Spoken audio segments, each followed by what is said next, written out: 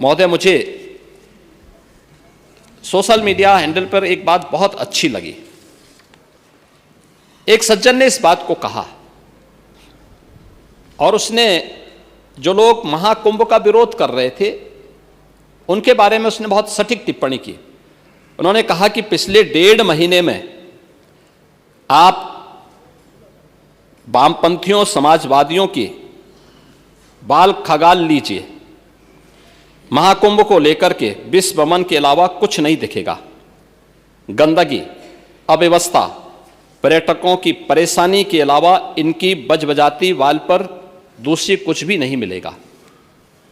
लेकिन इन सब से इतर धरातल पर इनकी बजबजाती विचारधारा का कोई असर नहीं है।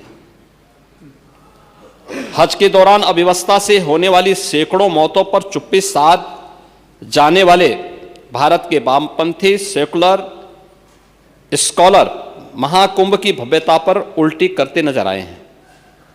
हर बार इनकी कोशिश महाकुंभ को बदनाम करने और फेल करने की रही, लेकिन ऐसे तमाम लोगों की मंशा को दरकिनार करते हुए करोड़ों लोगों ने आस्था की डुबकी लगा करके इनके जले पर नमक छिड़कने का ही काम किया है।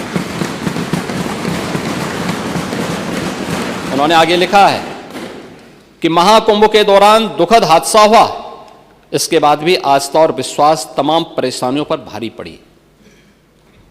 तीर्थयात्री समस्त परेशानियों और मुश्किलों का पहाड़ चढ़कर भी प्रयागराज महाकुंभ पहुंचे, वहां से स्नान कर खुशी खुशी वापस लौटे।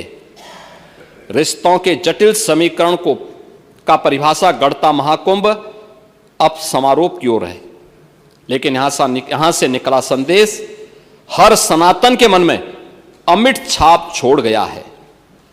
जो वर्षों तक लोगों की बदकही और कहानियों में जीवंत रहेगा। हर तरफ अपनी मां और बुजुर्गों को महाकुंभ में अनाथ छोड़ देने वाले बेटे रहे हों, तो दूसरी तरफ अपनी सास को पीठ पर उठाकर कुंभ स्नान कराने वाली बहू भी रही है। लेकिन सनातन विरोधियों को नजर केवल गंदगी पर पड़ी। मैं अध्यक्ष महोदय वह चित्र लेके आया हूं। ये देखिए, एक बहू है, अपनी सास को पीठ पर लाद करके जा रही है महाकुंभ स्नान करने के लिए।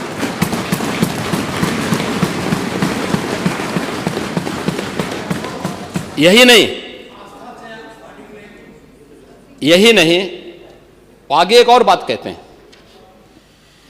किसी ने सच कहा कि महाकुंभ में जिसने जो तलाशा उसको वह मिला। गिद्धों को केवल लाश मिली, सूअरों को गंदगी मिली,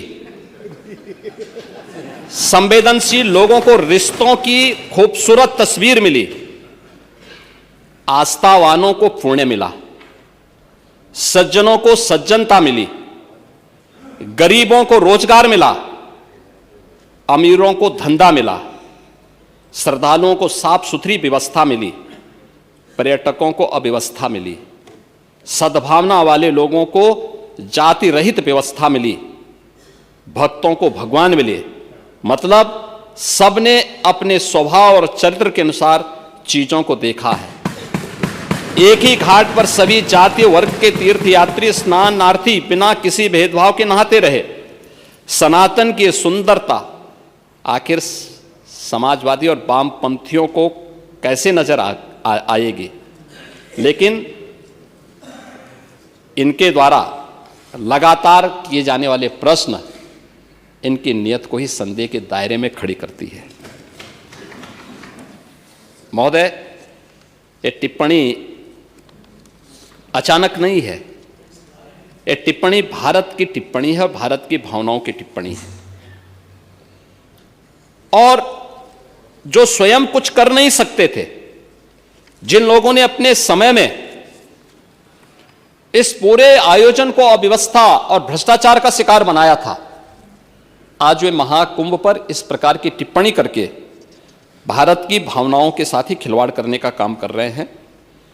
और मैं तो केवल इस बारे में एक बात कहना चाहूंगा कि महाकुंभ ने पूरी दुनिया को, भारत की सनातन एकता का संदेश देकर के एक भारत श्रेष्ठ भारत के प्रधानमंत्री मोदी जी के विजन को ही चरितार्थ करके दिखा दिया है कि विश्वास है तो पूरा भारत अपना सहयोग देने के लिए उतनी ही तत्परता के साथ खड़ा है जो महाकुंभ में दर्शन होता हुआ दिखाई दे रहा है।